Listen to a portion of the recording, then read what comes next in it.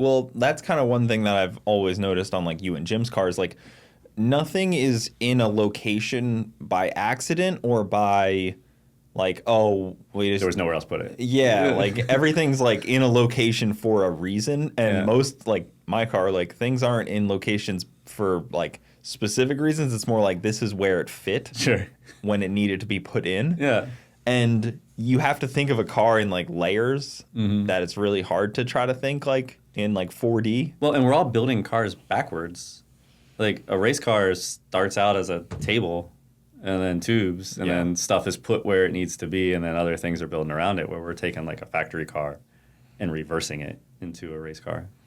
Yeah, and there's not space in the same locations in every car. Right. Like my car has space that is so different than where you have room. But building a car, I always try to think of layers. Like, you know, like there's the cooling system layer, there's the engine layer, there's the harness. And then like if you don't think about them all before you start, you're going to really end up in a pickle when you have to put an oil line and there's nowhere to put it. Well, that's why it's true. And that's how, like, you know, Jim and I are, like, you reference our cars because, like, you know, we work so well together because I have the electrical, the mechanical, you know, years of knowledge and stuff. And so, you know, Jim is just, you know, top tier fabricator. So it's just like, okay, we need to do this like this because this is going to be in there, to think far ahead. So, like, we know every aspect of the car where, you know, if you run into trouble where it's like, okay, I got this chassis, I put the motor in, now you bring it to a fab guy, he builds a turbo kit, now you bring it to a wiring guy, and he has to work around the turbo kit. Where if you're doing it all together in the same thing, you can plan for it. Yeah, but that's even where it's tough. Even if you're doing it all yourself, to be able to actually have the forethought of like, well, yeah, that's true. There's going to be oil lines there or something like that. Because, I mean, you probably know now more dry sump stuff than most. Yeah. Dry sump takes up a big amount of space. Oh, yeah. There's a lot of packaging. They're large oil lines. They can't just go, they can't be an afterthought. No, they can't be. Just because, like, the fitting, like, you put the dry sump tank in the car, and then now you realize you're fitting the exit of the tank is in the front, you know? Well, probably anything faster than, like, a 118 60-foot, you're going to lose oil pressure. Yeah. Because it needs to be in the back. And most people aren't even going to think of that. Or at least towards the back, or the use of 90s, or any bend past a 90. Like, that doesn't even exist in my vocabulary, a bend and a fitting past the 90. Like, it's just like, that won't be on the car. Like, remake something for flow reasons. Or bend and a fitting. Like, pat like 120 degree or 180 degree bend. Because the flow really gets hurt that badly that it's just not worth. If it's in like a dry sump system or a fuel system, like, like I'm not trying to use a 90 if I like absolutely can't. Makes Return sense. side, not so much, but feed side for sure. Makes sense. And then, you know, we've talked a little bit about your car when you got it versus when you rewired it. I remember you talking about the wiring weight difference I found very interesting too, because the amount of weight that you can take off from wiring the same two cars wired differently can be vastly different weight. Absolutely. And even just taking like my old car, how it was. So it had a Motec on it. It had all of the stock fuse boxes. You know, like normally you have a stock car, you're going to put an aftermarket ECU on it. Unless you have a plug-and-play kit on a later model, you're going to separate the engine, computer, and power supplies from the rest of the car. So I had built a fuse box in that car, and I had like the relays for everything engine related, for coils, ECU, injectors, and all that kind of stuff. And then the stock fuse boxes did everything else. Like the front one worked the headlights, but like the engine stuff that used to be in there wasn't in there. So now you have a big fuse box that's only doing half the job. Then you have body modules and all that stuff running everything. Yeah. And a lot of extra wiring for ABS and airbags and things that don't exist anymore in the car, but the wiring's still there because it's in the stock harness. I think when I didn't get it, because it turned out we had to, the timeline got tight at the end. I didn't get to do an actual weight difference, but I would bet any amount of money it was at least 40 pounds lighter after I wired that car from the stock harness with the like attachment of the aftermarket ECU. Oh, wow.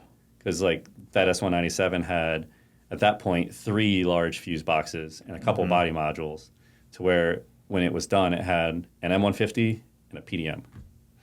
Yeah, which weighs as much as the phone. Me and Jim were talking a little bit about him switching his car to PDM. Yeah, and we're gonna do that this winter on his. It'll be at least on his car. We've cut a lot of that stock harness out of his car, but all the fuse boxes are there. It'll be at least 30 pounds lighter, and a better wiring harness because it's going to be better wire, routed, shorter runs of wire, all the things that come along with building a motorsport style harness. And that's even an interesting one too, because the wiring, like mil spec wiring, is so thin and light compared to just like the wiring most people would use in their car. Yeah, it's almost like it screws up your brain a little bit when you're like, wait, what the heck? Yeah, like this is the whole harness. Like, I'm doing a tech tip right now about crimping and some basic wiring stuff, and because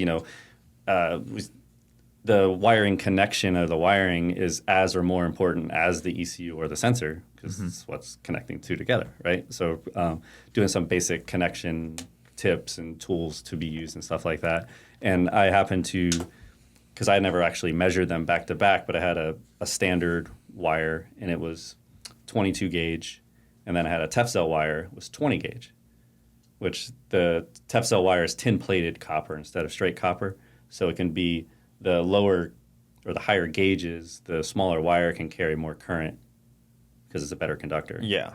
So the outer of the regular wire, I think, was 70 thousandths of the 22 gauge, the smaller wire, and the larger 20 gauge wire in the Tefcel was like 48 thousandths.